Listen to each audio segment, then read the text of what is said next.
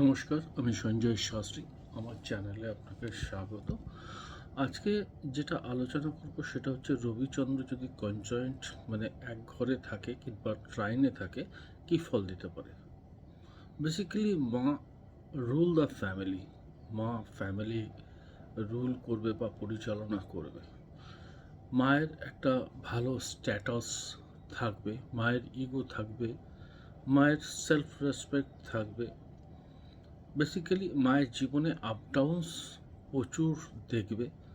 পিতা হাতে খরচ ভালো হবে, পিতা অন্য জায়গা থেকে এসে সেটেল হতে পারে।